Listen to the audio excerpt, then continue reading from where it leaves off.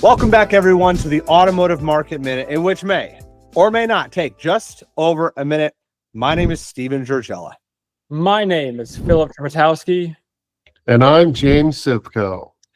Well, as per the usual, we have an action-packed Automotive Market Minute. We'll be talking about the impacts of tariffs, a special alert coming from the brilliant geniuses on the call here. We'll be talking about national dealership performance. Incentives. Oh my Lord, are we actually seeing the factories give support? I think we are. 2025 sales outlook, car buying intentions, the slamometer, which even after pre-briefing, I'm not 100% sure what it is, but I know that the two geniuses on here know exactly what they're doing. And then future rate expectations. If you enjoyed this video, hit subscribe. It's free, and we want to make more videos that you love for people just like you. Thanks for the support. National dealership performance, please. Interesting. Normally, we see June, a little bit of a pullback in comparison to May. May gets real. School gets out late in May. There's a lot of excitement coming into summer travels. And so May, normally a little bit hotter than June. But in general, we saw that numbers were fairly flat across the board. And we saw that used sales cooled off a little bit. Is this because of the amount of inventory that we have? Is this because of prices? But new sales overall flat, appointments flat, leads fairly close to flat, just down just a hair. And then traffic, still plenty of demand out there in the market. So when it comes down to getting into the details, one thing I wanted to mention, Ford, really hot right now. I talked to my Ford dealers. They love the support they're getting from the factory. It's not the same narrative with a lot of other manufacturers. It's interesting to see where some models are sitting with regards to Subaru, with regards to Chevy. How is Chevy responding to Ford actually taking market share? A lot of interesting stuff going on. But with that said, the king of macroeconomics. Tariffs are starting, and we can see the impact, and we can count them. You know, they've gone from about 0.4% of GDP to 1.8% of GDP, and we know there's a lot more to come, with a number of countries being told today that their tariffs are going to start on August the 1st. So expect more here, but that's a lot of money, and that really plugs the gap as far as our overall budget deficit goes. It'll be an important number going forward. That are large importers like Korea and Japan, and that, I think, leads us into a really subtle part of this story, and that is that we and others have been guilty of simply taking the parts that are in the car and the national content that are in the car and taking a look at each model and thinking, okay, that's what's going to move the needle, and things have to move 5 or 10 or 20% based on what's in the car. And if you take a look at that type of reporting, the interesting thing is one country has had to take a different tack. So this is Bank of Japan data, and this is basically factory gate pricing for export to North America. And the dirty little secret here is that as Americans, I think we know in the back of our minds that we pay more for products than does the rest of the world. If it's imported cars, we pay more. If it's things like sneakers, we pay more. And if it's more controversial, things like medication, we pay more and the rest of the world pays less. And what I think is really interesting here is the Japanese manufacturers have slashed. We had an April cut of 5 or 6%, and then on top of it, a May cut of 12%. They've slashed factory gate pricing for their cars because they're trying to eat up the tariff impacts and keep MSRPs kind of flat. So the factory gate pricing here to North America, that's in blue. But the neat part is look at the rest of the world. So the rest of the world's paying for this. So all the other countries that were getting access to Japanese cars a little cheaper now have to pay a little more. And I think that's a really subtle little pricing effect. I think a lot of the dealers would not know. A lot of, in general, our viewers wouldn't know. My question to you is, James, and it might be anecdotal, so feel free to do your thing here. Is it the case that a vehicle here that's 12K is, let's just make it simple, 10K over there? I'm not saying that's proportionate, but please let me know. Is it the case that we've just flat out do pay more? And then also, does the American consumer know that we flat out pay more, and that I'm just making an assumption here, or I'm making my opinion, that essentially what Trump and his administration are doing is saying, I'm sick of this shit? The whole point behind the tariffs is the administration has discovered 40 or 50 years of the cheat and the chisel in the system. And the party that's been getting cheated and chiseled is the American consumer. And so, yes, one subtle part about this, if you look at pricing as a cross section for a lot of products that we buy, we pay more than in other countries. Cars is one of them. A great example is just something simple like sneakers, where there's a giant markup. A $90 pair of sneakers here is $60 in Mexico City. And so the tariffs are actually starting to already tweak that. And this is a great example. You know, where our prices went down, prices in the rest of the world went up for the exact same product. Maybe the steering wheel's just on the other side. If we look at new retail sales, they've been holding roughly the same levels for the last 6 weeks or so. Currently, year to date, new sales are up 7% compared to 2024. And if we flip on over to the used retail market, you can see that overall used retail sales have started to decline in the last few weeks. Now, this is seasonally normal for this time of year. However, if we look at a year-to-date estimate compared to 2024, used sales are still up 6%. So we're seeing new sales up 7% year over year and used sales up 6% year over year.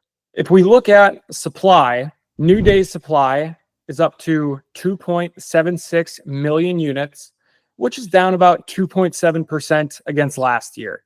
Days supply is about 4% lower compared to this time last year. It's sitting at 78.3 days, which is the highest level since early March. And used inventory was only marginally higher over the most recent weeks. Used inventory is sitting at 2.21 million units, extremely tight in comparison to 24, 23, and 22. And that is why we'll be touching on the Manheim Index now. This is an important input into the CPI, and used vehicle prices over the past 24 months have stopped falling from the COVID spike and have started to turn up again. It looks like this is the new price level for used cars. Doesn't matter what it is, if it's a $5,000 very old, very late model car, or if it's a $30,000 high quality car, the new price is higher. I guess we have data now to suggest that people are flat out getting used to higher prices. We are. So the University of Michigan has been asking consumers for the past 40 plus years, is it a good time to buy a car or is it a bad time to buy a car? And then when they do that survey, they also ask them why. And so we have a graph here of consumer objections, and two objections that spiked significantly in COVID were prices, and then of course following COVID, when we had to raise interest rates, were interest rates. And one of the more interesting things about this, we reported about this last year, was within 2 years of COVID, consumers started to get used to the new price level. So about a third of that consumer objection, and we're now getting even closer to about a half of that consumer objection over prices, has finally worked its way through the system. So consumers are finally used to the fact that their $30,000 car that they're chasing is now a $40,000 vehicle. They're used to the new price level. What's been very surprising is how quickly consumers have adjusted to rates as an objection or a complaint to buying a car. I think they're just used to seeing higher rates everywhere else in life, and it just takes an extra couple of months of savings to kind of get the deal done for them. And so rates have become less an objection. Now about 10% of consumers are throwing their hands up and saying rates are the holdup for why I'm not buying a new car today. After incentives have hit the lowest point since prior to COVID, we have started to see less than 3% APRs jump back up, as well as APRs that are at 0%. Should the Fed cut rates further in the rest of 2025 or into 2026, we may continue to see factories get more and more aggressive. But Steve, I don't know if you have heard of any dealers, but the dealers that I've been speaking to have been very vocal that factory support was promised. Factory support is coming, and it seems like it has dealers and what should be consumers hopeful and optimistic about the future. They got to get involved and they got to bring incentives to the table. Because, I mean, we're talking about these tariffs, we're talking about MSRP increases, and it all comes back to affordability, right? Travis George mentioned the fact that, hey, incentive support is coming. To go to your specific comment or question regarding dealers, a quote from one of my dealers out of Ohio, and I quote, "I made so much money in May, I don't know what to do with it." So I think a lot of dealers that were in good positions going into May had an absolute heater. And I think a lot of them were surprised at how well June went as well. I think a lot of dealers, from what I saw, had a really slow start to June and then went on an absolute tear the last 2 weeks. So I think there's a lot to be said about the factories coming in going, hey, we're probably not going to get a ton of rate support from the Fed. We're going to need to take this into our own hands. Looks like this administration has, for a lack of better words, had the dust settle on a lot of this tariff stuff or these tariff decisions. I'm not saying all of it. I'll, of course, let Mr. Sivko object if he disagrees with me here, but a lot of that dust had settled as it pertains to criteria to make a different decision about incentives or to make a decision about incentives. I think that dealers are a lot more bullish right now than they thought they'd be. By the time you or viewers are watching this, it's likely going to be around mid-July. Your time may be running out to take advantage of the Slamometer. James, what are we looking at here? We took a look at retail sales, how they're reported, both seasonally adjusted and not seasonally adjusted. Now, these are dollars, they're not units. But if you take a look at the graph to the right, the smoother blue line, that's with seasonal adjustments. And the rather ragged orange line, that's unadjusted data. And look, we've had some very great prints in the last couple of months. Some of that is tariff pull forward, just consumers trying to get in front of the tariffs and thinking that there may be a price spike later. So it's probably pulled forward some demand. But some of it is what we're seeing on the left. And that is what we did is we stripped out the seasonal factor to just take a look at, where is the hump? Where is the selling season in a given year as a dealership? And that's really February through 2 months from now. The important part is that we've got 2 months left in the selling season where we see above average activity.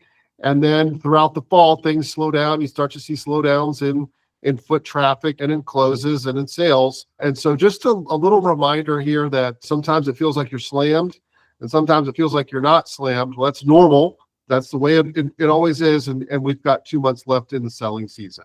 What should our dealers expect for the remainder of 2025? We've been looking at this carefully. Some of the forecasters out there, some of the experts have really ratcheted down their projections for the full year 2025 unit count of cars and light trucks, that's mostly trucks, for the US. We started off the year ourselves very bullish, kind of sticking our neck out and kind of being out in front of the pack at 16.4 million units. We're still holding in there at 16 million units.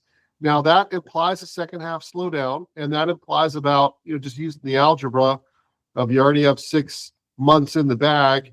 And so if you think you're going to get to 16 million units, well, that implies 15.7 million unit rate for the rest of the year. That's a pretty typical year post financial crisis. So it will be a little bit of a slowdown, but it shouldn't be that bad. The low one out of the group, telemetry, they're pointing to tariffs and they think that there is going to be a trade war. And we'll see if that happens. Because certainly we do have the possibility that in August, tariffs really do show up in earnest. What is this going to look like? Well, it's going to be a couple of prints month after month that kind of incrementally beat expectations. That's where we think we're going to be. So we think we'll end up at the year at 16 million units.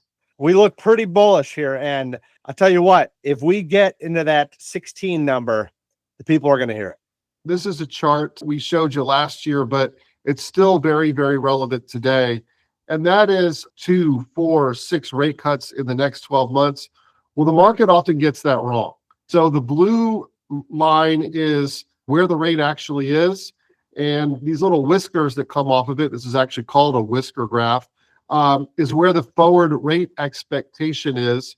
And you can see that the market is often wrong. But what I think is really important that this chart drives home is that where's the rate cycle going to bottom? And the idea that we are going to go back to 5,000-year lows in interest rates, which is where zero is probably not the case. 3% is probably a pretty good guess on that's probably as low as the Fed could go. Just keep in mind that when rate cuts come, it's probably not going to be a full cycle. It's going to feel like a half cycle of rate cuts. A reference to a 5,000-year low on a chart. Absolutely. The 0% short rate, there is a 5,000-year chart of interest rates circulating. You can Google it. It dates back to the Phoenicians, and that is how stimulative monetary policy has been. And I think we are all going to find that we can't go back there for a lot of reasons. Okay, so we and other forecasters have all been guilty of the same thing, and that is we've been trying to forecast either through content, auto parts content, or through assembly efforts, where the cars are built, where the parts come from, and then adding all that together and trying to inform how much a nameplate is going to go up. The surprising news is what we've seen from Japan and from the Japanese manufacturers. And what they've done is they've tried to eat the tariffs. And certainly this behavior of eating the tariffs is something that no one's planned on. And the way that the Japanese manufacturers are eating the tariffs is, as we mentioned earlier in the Market Minute, is increasing the prices on the rest of the world. So consumer sentiment has been absolutely dreary over the last couple of months. But what consumers have been doing, they have been spending money. So they've been answering surveys in one manner. They've been behaving in another manner. The two lines need to catch up to each other. Either consumers need to spend less, or they need to start answering the surveys honestly. There's just a giant cohort in the country that's unhappy because of political reasons. And so whenever they're presented with economic surveys, they're not thinking with the pocketbook, so to speak. They're thinking it's another crack at the ballot box. And a cohort is answering the surveys and trying to damage the economy or trying to affect the news cycle. So we think all the survey takers are now starting to adjust for this. And so we expect consumer surveys to meet the consumer spending patterns here. It's interesting when the April/May slide happened in the market, how, as I mentioned, the social chatter was everywhere. All the money that's been lost and how bad this has been since the new administration took over, and just all this negative PR, if you will, specifically an individual that is a person that we both know, I don't think overly well, but his initials are MP, showed up on my Facebook feed talking about all the money that he's lost in his retirement, all these short-sighted comments. And I'm giving a little bit of passion behind this because I sit there and everything's all about macro, macro, macro until there's this 3-week slide and all hell breaks loose. And then all of a sudden we gain back. And if I'm not mistaken, last week or the week before, we actually had the S&P get ahead of where it was on Inauguration Day, if I'm not mistaken. And so I'm sitting here and I'm just wondering, why one way and not the other? Like, let's all be equal opportunity offenders. Like, let's talk shit about left, right, up, down. Let's make sure we do it the same way. And so I sit there and it's like, I watched my feed and it just blew up with all these things. And for some reason, I didn't see a thank you during the month of May. I didn't see a thank you during the month of June. I'm just wondering, did I miss it? Is the algorithm messing up? Because I'm looking for the thank yous. I'm just wondering. Is it not good enough at an all-time high? Do we want to go back to where it was? Maybe we drop it a little bit, make it a little bit more testy, especially for those with fixed income. I'm just wondering. Demand is alive and well. Some of my closing remarks. Risks are being taken by dealerships. These risks are proving fruitful. Dealers that are not taking the risks and that are pulling back are watching other dealers around them start to pull up on their castle and begin to breach their walls.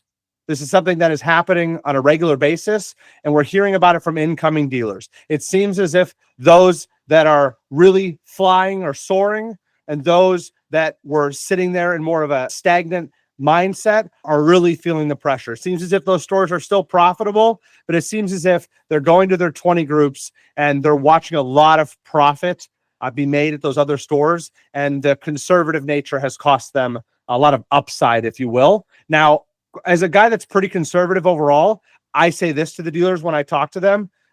I'm not a guy that takes a 9 out of 10 risk. I take a 6. And so I've missed out on a ton of upside. I've had conversations with Phil about this, with James about this. Could have made a lot more money by taking more of the risks. Hindsight's 2020.